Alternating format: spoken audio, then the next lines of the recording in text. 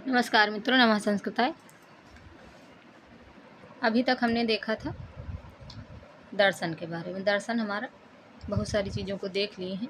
अगर पिछली कक्षाओं को नहीं देखे हैं तो जाके देख लीजिए, वहाँ से बहुत सारी चीज़ों को करवाया गया है, तो वहाँ से आपका लाभ जरूर होगा। ठीक, आज हम देखेंगे वेदों के काल के बारे में। यहाँ से हर बार पेपर में क्वेश्चन बनता है और आगे भी बनेगा। ठीक, तो यहाँ से देखेंगे तो आगे की चीज़ें हमारी समझ में भी आ जाएंगी और वहाँ से चीज़ें बेहतर तैयार भी हो जाएंगी। ठीक, प्रमुख विद्वानों के अनुसार वेदों का काल। हर बार यहाँ से क्वेश्चन आता ही है, निश्चित रहता है। एक क्वेश्चन यहाँ से, एक दो क्वेश्चन पूछे जाते हैं। ठीक, तो यहाँ से हम देख लेंगे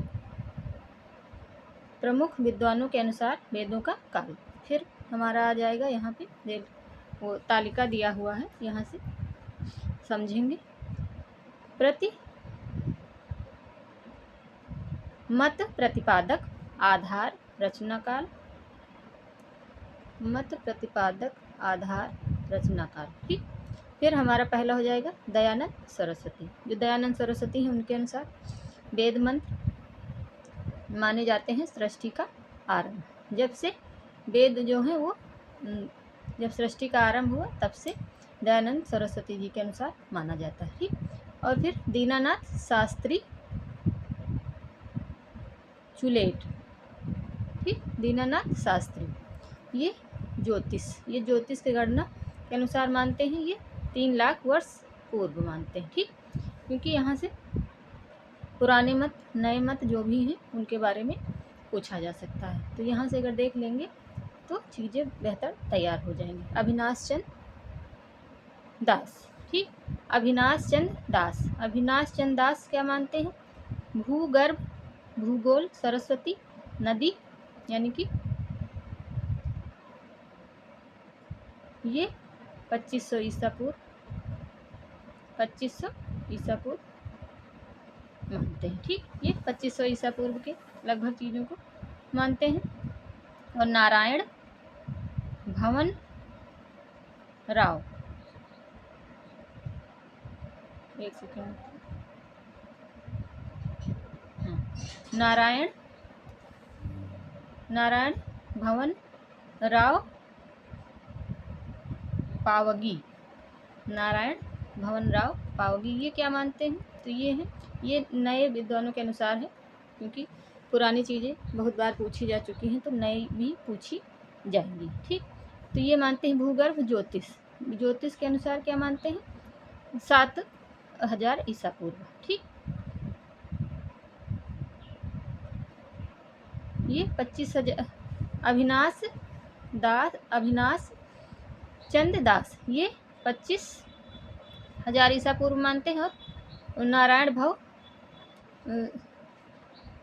भवन राव पावगी क्या मानते हैं? 7,000 ईसा पूर्व। ठीक, तो इस तरह ये मानते हैं। आगे की चीज़ों को देखेंगे। आगे क्या है?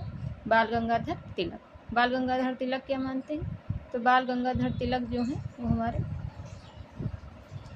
बाल गंगाधर तिलक ज्योतिष के अनुसार बसंत संपाद और ज्योतिष के अनुसार मानते हैं 6,000 से 4,000 ईसा पूर्व। ठीक, 6,000 से 4,000 ईसा पूर्व। फिर डॉक्टर आर जी भंडारकर क्या मानते हैं? वेद मंत्र, ये भी 6,000 ईसा पूर्व के लगभग चीज़ों को मानते हैं। ठीक, फिर आगे हमारा हो जाएगा शंकर बाल कृष्ण दीक्षित ज्योतिष के अनुसार ये भी मानते हैं, तो ये 3500 ईसा पूर्व। ठीक, 3500 ईसा पूर्व के अनुसार चीज़ों को मानते हैं। इसी तरह ये चीज़ें इम्पॉर्टेंट है। ठीक,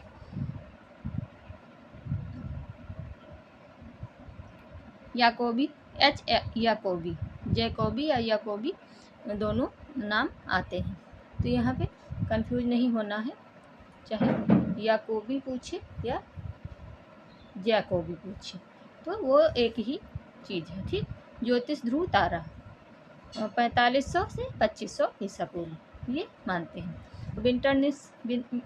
विंटरनिस मानते हैं शिलालेख के अनुसार। मितानी शिलालेख बौद्ध साहित्य के अनुसार ये 2000 से 1500 ईसा पूर्व के लगभग जो हमारा वेद है उसको मानते हैं। जो वेद के बारे में आप लोगों ने पढ़ा ही होगा, तो चीज़ें बेहतर समझ में आ जाएंगी, क्योंकि वेद के रचना काल के बारे में काफ़ी चीज़ें बताई गई हैं और पूछी गई हैं। जो वेद काल के मत हैं उसमें प्रथम जो है वो मैक्स मूलर का नाम आता है। तो मैक्स मूलर ने ही पहले प्रयास किया था कि वेद कहाँ से मतलब उत्पन्न हुए या कहाँ से आरंभ हुए और इनका समय क्या हो सकता है या क्या है। तो ये इन्होंने शुरू किया था मैक्स मूलर महोदय जो हैं इन्होंने शुरू किया था। फिर वहाँ से धीरे धीरे भारतीय मत और ये भारतीय परंपरागत के अनुसार और इधर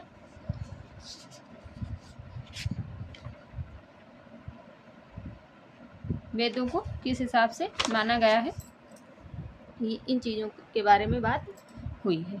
ठीक, तो फिर आगे हमारा हो जाएगा विंटरनिस के अनुसार ये बौद्ध साहित्य के अनुसार मानते हैं जो 2000 से 1500 ईसा पूर्व। फिर वेबर आ जाते हैं। गौतम बुद्ध आविर्भाव, ये गौतम बुद्ध के समय के अनुसार मानते हैं 1500 से 1200 ईसा पूर्व। ठीक, 1500 से 1200 ईसा पूर्व के लमसम ये मानते हैं। और फिर मैक्स मूलर जो है ये प्रथम इन्होंने ही पहला प्रयास इन्हीं का था कि वेद हमारे जो वेद हैं वो कहाँ, यानी कि इनका आरंभ कहाँ से हुआ है, इनका समय क्या है। ठीक, वेद जो हमारे हैं, तो ये वैदिक वांग्मय यानी कि छंद काल 1200 ब्राह्मण काल और 1000 मंत्र काल, 800 सूत्र काल, ये 4 भागों में इसको विभाजित करके मानते हैं। ठीक, छंद, मंत्र और ब्राह्मण, छंद, मंत्र और सूत्र, ये 4 भागों में विभाजित करके इसको मानते हैं। ठीक, छंद काल, मंत्र काल, सूत्र काल और एक हमारा ब्राह्मण काल। तो छंद काल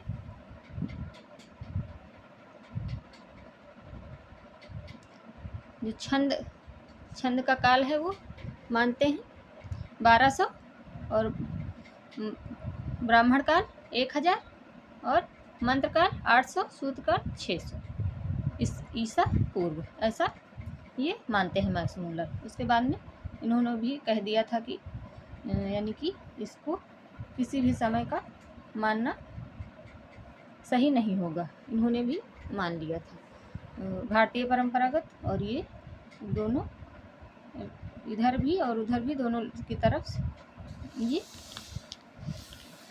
मान लिया था मैक्स मूलर महोदय ने भी कि इसका कोई समय निश्चित नहीं कर सकता है जो हमारे वेद हैं। ठीक, तो इस तरह चीज़ें यहाँ पे हैं।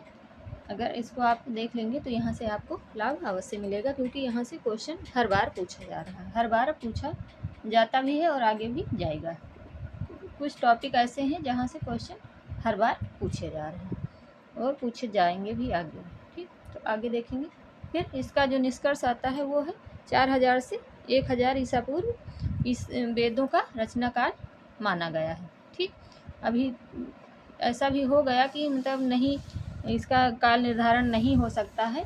मैक्स मूलर महोदय ने भी ऐसा मान लिया था, लेकिन अब जो इसमें हमारी बुक में जो सिलेबस में लगा हुआ है उसमें जो माना जा रहा है उसको हमें याद रखना है और वहाँ जो जैसा पूछा जाएगा वहाँ उसका आंसर उसी हिसाब से टिक करना रहेगा। ठीक है, तो यहाँ से चीज़ें ये हो जाएंगी। ठीक, आगे फिर देख लेंगे। आगे वैदिक साहित्य का विभाजन, वैदिक साहित्य का विभाजन कैसे हुआ है। तो वैदिक साहित्य जो है, वैदिक साहित्य को सुविधा की दृष्टि से 4 भागों में बांटा गया। जो वैदिक साहित्य है हमारा उसको यानी कि अच्छे से समझ पाएँ उस हिसाब से इसको 4 भागों में विभाजित किया गया है। वो पहला हमारा हो जाएगा वैदिक संहिताएँ, फिर ब्राह्मण ग्रंथ, फिर आरण्यक ग्रंथ, फिर उपनिषद। इस तरह ये 4 भागों में विभाजित इसको किया गया। वैदिक संहिताएँ, ब्राह्मण ग्रंथ, आरण्यक ग्रंथ और उपनिषद ग्रंथ, इस तरह 4 भागों में विभाजित है। पूरा देखें मित्रों, क्लास पूरा देखें तभी समझ में भी आएगा और लाभ भी होगा, आगे की अच्छी तैयारी भी हो जाएगी। तो जो भी हमारे मित्र भाई बहन जुड़ रहे हैं वो अच्छे से देखें और समझें चीज़ों को, आगे देखेंगे। और पिछली क्लास अगर नहीं देखे हैं आप लोग तो जाके उसको देख लीजिए, वहाँ से भी ज़रूर आपको लाभ मिलेगा और आगे की चीज़ें बेहतर तैयार हो पाएंगी। ठीक है, और चैनल को सब्सक्राइब भी कर लें आप लोगों की अगर इच्छा हो तो, लाइक शेयर सब्सक्राइब भी कर दिया करें बिना कहे। तो आगे देखें फिर वैदिक संहिताएं। तो वैदिक संहिताओं में क्या है, पहले क्योंकि 4 भागों में इसको विभाजित किया गया वैदिक साहित्य को, कि इसको समझने के यानी कि समझ में अच्छे से बेहतर से आ जाए। तो पहला हमारा ऋग्वेद संहिता, यजुर्वेद संहिता, सामवेद संहिता और अथर्ववेद संहिता। तो ये हमारा चारों वेदों की संहिताएं हो जाती हैं पहले। फिर व्याकरण के अनुसार संहिता का अर्थ परः सन्निकर्षः संहिता, यानी कि अष्टाध्यायी में इसको, जो अष्टाध्यायी है हमारी, उसमें 1, 4, 109 पेज पे ये यानी कि प्राप्त होता है। ठीक, पदों का संधि आदि के द्वारा समान्वित रूप संहिता कहा जाता है। ठीक, इस दृष्टि से मंत्र भाग को संहिता कहते हैं। जो मंत्र भाग है हमारा उसको क्या कहते हैं, संहिता। ठीक, तो इस तरह ये यहाँ पे हो जाएगा। फिर आगे हमारा हो जाएगा संहिताओं के ऋत्विक। संहिताओं के ऋत्विक कौन कौन से हैं, ये भी इम्पॉर्टेंट है। संहिताओं के ऋत्विक हमारे हैं होता, अध्रायु, उद्गाता, ब्रह्मा। ठीक, तो ये हमारे ऋत्विक हो जाएंगे। होता, यह होता क्या होता है ये देख लीजिए। होता हमारा होता है यह यज्ञ में ऋग्वेद की ऋचाओं का पाठ करता है। जो यज्ञ की ऋचा में ऋचाओं का पाठ होता है वो जो होता है वो करता है। ठीक, अतएव ऋग्वेद को होत्र वेद भी कहा जाता है। ये बहुत ही इम्पोर्टेंट है, होत्र वेद भी कहा जाता है, क्योंकि इसके दूसरे नाम भी कई बार पूछे जा रहे हैं और जो ज़्यादा प्रचलित नहीं है उनको ही वही पूछे जाते हैं और हर बार ही पूछा जाता है। यहाँ से 2-4 ऐसे क्वेश्चन आपको मिलेंगे जहाँ से आपको ज़रूर ही वहाँ पे पेपर में मिलने वाला है। ठीक है, तो इसलिए पूरा देखें, पूरी क्लास देखने से ज़रूर ही आपको लाभ होने वाला है। ठीक, ऐसी देव स्तुति वाली ऋचाएँ, जो ऐसी देव ऋचाएँ होती हैं, देव स्तुति जिसमें, तो वो ऋचाएँ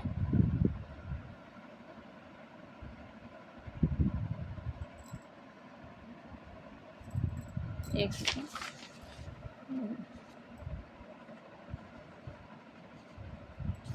ऋचाओं का पारिभाषिक नाम शस्त्र है। ठीक, यहाँ पे टाइपिंग मिस्टेक है थोड़ा सा, तो शस्त्र है और इस तरह चीज़ें वहाँ पे बताई गई हैं। ठीक, तो आज हम यहीं तक देखेंगे और फिर इसके कल की आगे की चीज़ों को हम कल देखेंगे। थोड़ा सा यहाँ पे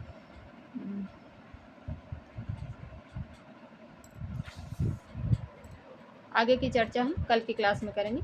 तो नमः संस्कृताय मित्रों, धन्यवाद, राधे राधे।